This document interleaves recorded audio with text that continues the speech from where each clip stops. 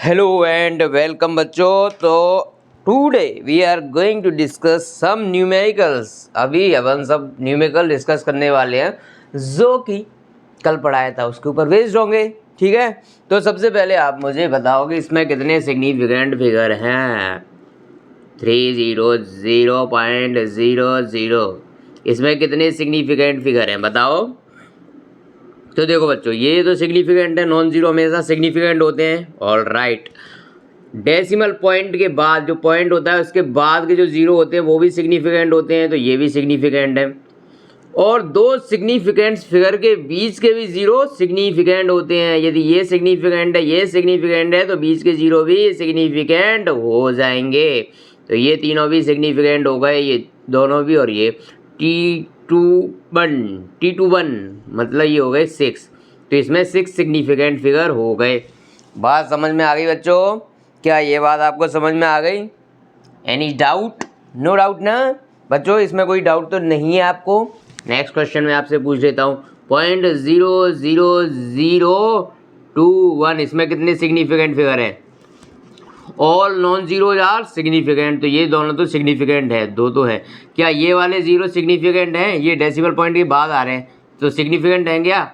नहीं, decimal point के बाद आने वाले ट्रेलिंग जीरो सिग्निफिकेंट होते हैं। मतलब ये जीरो एंड में आते तो सिग्निफिकेंट होते। ये डेसिमल पॉइंट के बाद भले ही आ रहे हैं लेकिन ये ट्रेलिंग जीरो नहीं है, मतलब ये एंड में आने वाले जीरो नहीं है, इसलिए ये सिग्निफिकेंट नहीं होंगे। तो इसमें कितने सिग्निफिकेंट फिगर हो गए? only two. Are you getting what I am going to convey to you? 2.100 इसमें कितने सिग्निफिकेंट फिगर है? देखो, ये दोनों तो सिग्निफिकेंट है ही, नॉन जीरो है। ठीक है, क्या ये दोनों जीरो सिग्निफिकेंट हैं? ये डेसिमल पॉइंट के बाद भी आ रहे हैं और ये ट्रेलिंग जीरो भी, मतलब एंड में आने वाले जीरो भी हैं, इसलिए ये दोनों सिग्निफिकेंट है। मतलब इसमें कितने हो गए? 4 सिग्निफिकेंट फिगर हो चुके हैं इसमें। Are you getting? Are you getting what I am going to teach you? Now, 4.0042. How many significants are there? तो बच्चों 1, 2, 3 ये नॉन जीरो तो सिग्निफिकेंट है। ऑल राइट, ये तो सिग्निफिकेंट है। और दो सिग्निफिकेंट फिगर्स के बीच में आने वाले जीरो भी सिग्निफिकेंट होते हैं, तो ये दोनों जीरो भी सिग्निफिकेंट हो जाएंगे। तो कितने सिग्निफिकेंट फिगर हो गए? 1, 2, 3, 4, 5। 5 सिग्निफिकेंट फिगर हैं यहाँ पर। आपको ये बात समझ आ रही है? 40.002 इसमें कितने सिग्निफिकेंट? ये सिग्निफिकेंट है नॉन जीरो, ये भी सिग्निफिकेंट। और दो सिग्निफिकेंट के बीच में आने वाले जीरो भी सिग्निफिकेंट होते हैं, तो ये दोनों सिग्निफिकेंट है, इनके बीच में आने वाले जीरो भी सिग्निफिकेंट हो गए। मतलब इसमें कितने सिग्निफिकेंट हो गए टोटल? 1, 2, 3, 4, 5। तो इसमें हो गए 5 सिग्निफिकेंट फिगर। छोटी छोटी मगर मोटी बात है ये, छोटी छोटी मगर मोटी बात 6। ठीक है, ओके। एक चीज़ मैंने आपको बताई थी कल कि यदि आप यूनिट चेंज करते हो, यदि आप बच्चों, प्यारे बच्चों, आप यूनिट चेंज कर देते हो तो इससे सिग्निफिकेंट फिगर चेंज नहीं होंगे। जैसे कि आपने लिख दिया 2.5 सेंटीमीटर, यदि आपने इसको mm में लिख दिया तो 25 mm हो जाएगा। इसमें कितने सिग्निफिकेंट फिगर? 2। इसमें भी कितने? 2। यदि गलती से आपने कुछ ऐसा लिख दिया जिसमें सिग्निफिकेंट फिगर चेंज हो रहे हैं मात्र यूनिट के चेंज करने से, तो वो गलत हो जाएगा। ये गलत नहीं है, ये गलत नहीं, ये तो सही है, दोनों में सिग्निफिकेंट फिगर सेम है। लेकिन आपने ऐसा कन्वर्जन कर दिया यूनिट का कि जिसमें सिग्निफिकेंट फिगर ही चेंज हो गए, तो बच्चों वो वैलिड नहीं है। जैसे कि मैं आपको बोलूं कि 5.0 किलोमीटर्स कितने सिग्निफिकेंट फिगर है? पहले ये बताओ। ये सिग्निफिकेंट है, पॉइंट के बाद आने वाला ट्रेलिंग जीरो, एंडिंग जीरो है ना, इसके बाद में कुछ नहीं है, दुनिया ख़त्म हो गई इसकी, तो एंड में आ रहा है, ये ट्रेलिंग जीरो है और डेसिमल पॉइंट के बाद भी आ रहा है, मतलब ये भी सिग्निफिकेंट है। तो ये 2 हो गई इसमें सिग्निफिकेंट। अब मैं कह रहा हूँ किलोमीटर को आप चेंज कर दो मीटर में, तो आपने क्या किया? आपने इसको लिख दिया 5000। ओके, 1 किलोमीटर में 1000 मीटर होते हैं, तो आपने 5000 मीटर लिख दिया इसको। अब इसमें कितने सिग्निफिकेंट फिगर हैं?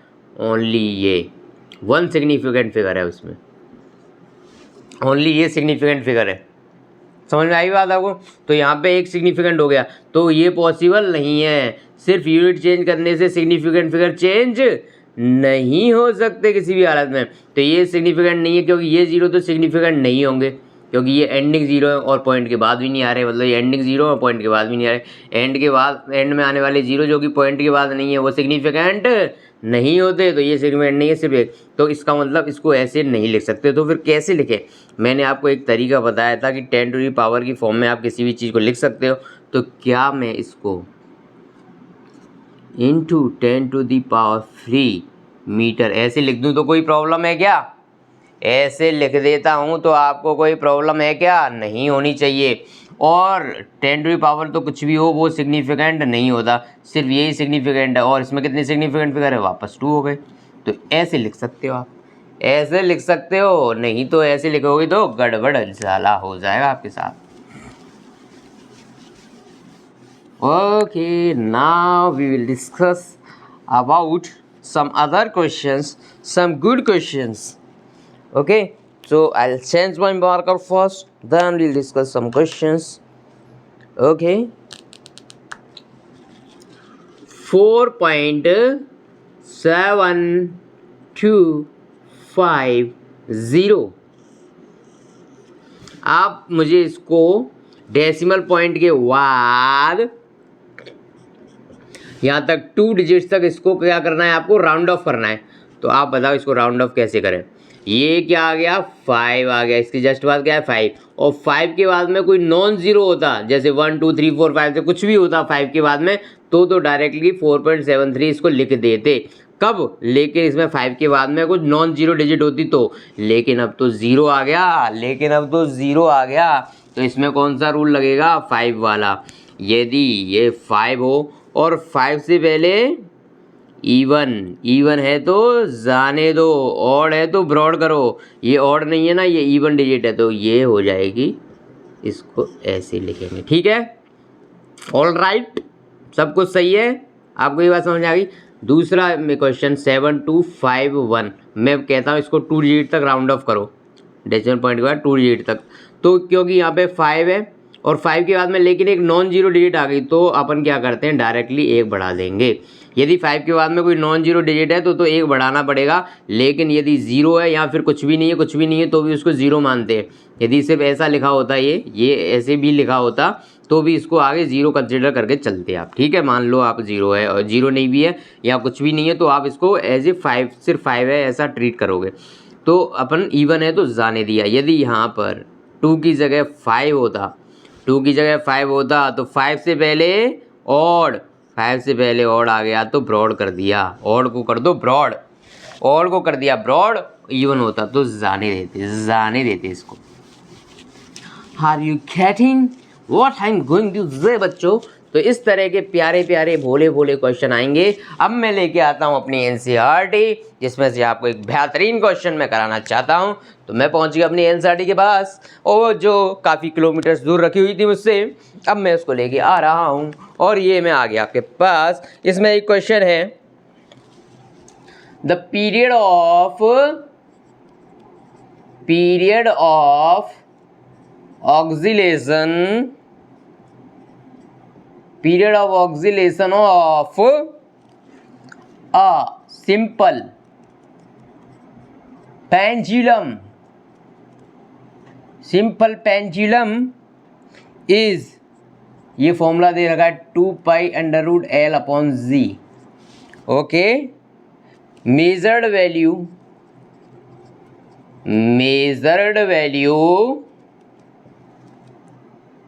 of length is 20.0 centimeter, non to 1 mm accuracy, and time for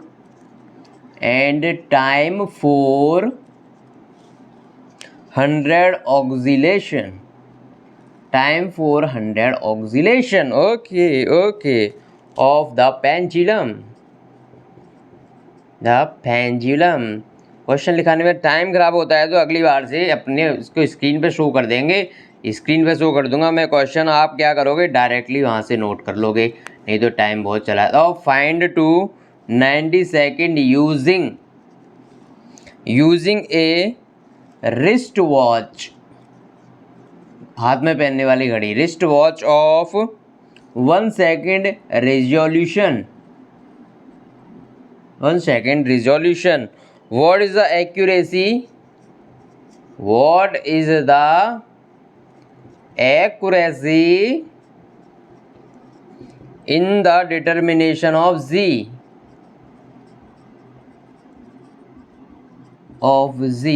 आपसे Z के बारे में पूछा है कि वो कितनी एक्यूरेसी से मेजर करेगा, मतलब आपको बेसिकली इसकी एरर निकालनी है। तो T इक्वस टू 2π√L/Z, क्योंकि आपको एरर निकालनी है जी में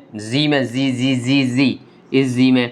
तो आप क्या करोगे, इसको जी की फॉर्म में लिख लोगे। तो मैं इसको स्क्वायर कर देता हूँ दोनों साइड, 4π² L/Z, और यहाँ से जो जी है वो आ जाएगा 4π² L, कैपिटल L लिख देता हूँ क्योंकि इसने कैपिटल L दिया है, capital L upon T²। Okay, अब मुझे ये बताओ ये किस फॉर्म में है, ये डिवीज़न की फॉर्म में, डिवीज़न है यहाँ पर, और डिवीज़न के लिए मैंने आपको फॉर्मूला बताया था, यदि एरर निकालनी है तो कैसे निकालते हो, तो इसको करोगे डेल्टा Z/Z इक्वस टू, ये क्योंकि एक नंबर है, नंबर प्योर नंबर है, इसमें कोई भी एरर नहीं होगी, तो इसको हटाओ यहाँ से, इसमें कोई भी एरर नहीं है, इसको हटा देते हैं, प्लस नीचे वाले का भी डेल्टा T/T होना चाहिए, लेकिन इसका स्क्वायर है तो इसमें 2 आगे आ जाता है, 2 आगे आ जाएगा, ये मैंने आपको बताया था, ये जैसे बताया था, यदि कुछ ऐसा है a की पावर a, b की पावर b एंड c की पावर d, तो ये c की जगह इसको कर देते हैं z। तो डेल्टा Z/Z क्या होता था, a delta A/A plus b delta B/B plus d delta C/C, ऐसा ही होता था। यदि अपॉन में भी कुछ है, ये मान लेते हैं d की पावर y, तो उसको भी ऐसे लिखेंगे y डेल्टा D/D ऐड करके इसके साथ। ठीक है, बात समझ में आ गई आपको, ये मैं आपको ऑलरेडी बता चुका हूँ ये सारी कहानी, तो फिर मैं इसको अभी डायरेक्ट ऐसे लिख सकता हूँ। ठीक है, ओके, ये बात मैंने लिख दी यहाँ पर। अब ये पूछ रहा था period of oscillation of simple pendulum, ये दे रखा है measured value of L length is 20 centimetre, तो इसने मेजर्ड वैल्यू दे रखी है, मेजर्ड वैल्यू मतलब लेंथ की वैल्यू दे रखी है, लेंथ की वैल्यू कितनी है 20 सेंटीमीटर, ये आपको दे रखी है मेजर्ड वैल्यू। मेजर्ड वैल्यू है मतलब आप अभी इसको कैसे कंसीडर करोगे, जो अपन मीन निकालने के बाद जो वैल्यू निकालते थे वो वैल्यू दे रखी है, आप ये मान के चलोगे इसको कि ये वो वैल्यू दे रखी है जो मीन निकालने के बाद में वैल्यू आती है। ठीक है, known to 1 mm accuracy, known to 1 mm accuracy, 1 mm accuracy मतलब 20 प्लस माइनस 20 प्लस माइनस, इसमें एक्यूरेसी कितनी दे रखी है बच्चों 1 mm, तो 1 mm यदि आपको इसमें एक्यूरेसी दे रखी है तो इसका मतलब कितना हुआ कि इसकी जो एरर है 0.1, ऐसे लिख सकता हूँ मैं इसको, बच्चों समझो इसको, 1 mm एक्यूरेसी मतलब सेंटीमीटर में कितनी एक्यूरेसी हो गई 0.1 सेंटीमीटर। ओके, ये इसको मैं लेंथ को ऐसे लिख सकता हूँ, ये अपनी मेजर्ड वैल्यू, ये अपनी जो एरर होती है मैक्सिमम एरर वो हो जाएगी। Time period for 100 oscillation of the pendulum, 100 oscillation का टाइम पीरियड कितना है 90 सेकेंड, तो एक ऑक्सीलेशन का टाइम पीरियड वही होता है जो एक ऑक्सीलेशन में टाइम लगेगा। 100 ऑक्सीलेशन में यदि 90 सेकेंड लग रहे हैं तो एक ऑक्सीलेशन में कितना टाइम लगेगा, एक ऑक्सीलेशन में बच्चों टाइम लगेगा 90/100, 90/100, बात समझ रहे हो, 100 ऑक्सीलेशन में जो टाइम लग रहा है वो लग रहा है 90 सेकेंड, तो एक ऑक्सीलेशन में टाइम कितना लगेगा 90/100, बात समझ गए, मतलब टी की वैल्यू जो हो जाएगी वो 90/100 हो जाएगी, क्योंकि वो क्या होता है एक ऑक्सीलेशन का टाइम ही, टाइम पीरियड मतलब एक ऑक्सीलेशन में जो टाइम लगता है वही टाइम पीरियड होता है, एक ऑक्सीलेशन में जो टाइम लगता है वही टाइम पीरियड होता है। ठीक है, is found to be 90 second using wrist watch of 1 second resolution. 1 second resolution का मतलब ये हुआ कि टाइम पीरियड में जो एरर हो सकती है, मतलब डेल्टा टी टाइम पीरियड में जो एरर हो सकती है वो हो सकती है 1 सेकेंड। कितने ऑक्सीलेशन में इतनी एरर हो सकती है? 100 ऑक्सीलेशन में। तो एक ऑक्सीलेशन में कितनी एरर होगी? 1/100। Are you getting all the things that? देखो टाइम पीरियड क्या होता है, जो एक ऑक्सीलेशन में जितना टाइम लगता है टाइम पीरियड हो जाएगा। तो 100 ऑक्सीलेशन में 90 सेकंड लग रहे हैं, तो एक से एक ऑक्सीलेशन में कितना टाइम लगेगा? 90/100। तो टी की वैल्यू आ गई कैपिटल टी की। अब एरर निकालनी है, तो इसने बोला रिस्ट वॉच का जो रिजोल्यूशन है 1 सेकेंड है। 1 सेकेंड रिजोल्यूशन है, मतलब उसमें मैक्सिमम एरर कितनी आ सकती है? 1 सेकेंड। मैक्सिमम एरर कितनी आ सकती है? 1 सेकेंड। जिसका रिजोल्यूशन जितना होता है, मतलब किसी भी इंस्ट्रूमेंट का जितना लीस्ट काउंट होगा मैक्सिमम उसमें उतनी ही एरर आ सकती है, उससे ज़्यादा एरर नहीं आएगी। बाकी सारी एरर्स को कंसिडर नहीं कर रहा मैं। सिस्टमेटिक एरर में जो भी एरर पढ़ाई थी, बाकी जो भी एरर बताई थी रैंडम एरर में, उनको कंसिडर यदि नहीं करते हैं, सिर्फ ये मान के चलते हैं किसी इंस्ट्रूमेंट में सिर्फ और सिर्फ लीस्ट काउंट एरर है, तो मैक्सिमम एरर उतनी हो सकती है किसी इंस्ट्रूमेंट के मेजरमेंट में जितना उसका लीस्ट काउंट है। वो मैं अभी आपको बता दूंगा कि उतनी ही कैसे हो सकती है, उससे ज़्यादा या कम क्यों नहीं हो सकती। क्योंकि अभी रिस्ट वॉच का रिजोल्यूशन 1 सेकेंड है, तो इसमें मैक्सिमम 1 सेकेंड की एरर हो सकती है। लेकिन कितने ऑक्सीलेशन के लिए? 100 ऑक्सीलेशन के लिए इतनी एरर होगी। तो अपने को चाहिए एक ऑक्सीलेशन में कितनी एरर होगी? तो 1/100। Are you getting? तो डेल्टा टी की वैल्यू आ गई, टी की वैल्यू भी आ गई, डेल्टा एल की वैल्यू पता है और ये भी पता है। तो डेल्टा जी बाई जी यदि मैं निकालना चाहूँ बच्चों, equals to delta L by L, delta L by delta L 0.1 और एल 20 प्लस 2, डेल्टा टी की वैल्यू 1/100 अपॉन में नीचे क्या आएगा? 90/100, 90 और ऊपर जाएगा 100, 100 से 100 cancel. Delta G by G equals to ये हो जाएगा यहाँ पर 0.5, चलो इसको 1/200 ही लिखता हूँ, 1/200 प्लस 2/90।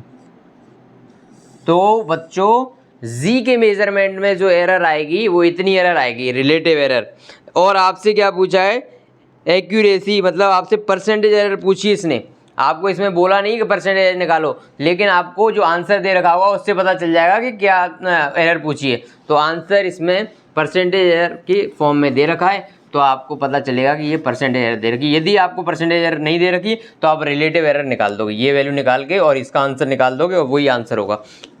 यदि परसेंटेज एरर निकालनी है तो delta G by G into 100 करना पड़ेगा, मतलब इस वाली टर्म में दोनों साइड 100 का मल्टीप्लाई कर दो, प्लस 2/90 इंटू 100। यहाँ से जो भी आंसर आएगा वो ही आपका आंसर है। यहाँ से जो भी आंसर आ जाए बच्चों वो ही आपका प्यारा सा आंसर है। कोई डाउट तो नहीं है बच्चों? एनी डाउट तो नहीं है? तो ये बात आपको समझ आ गई, ये बात आपको समझ आ गई कि इसका आंसर मल्टीप्लाई करके निकाल लो, वही आंसर हो जाएगा उसका।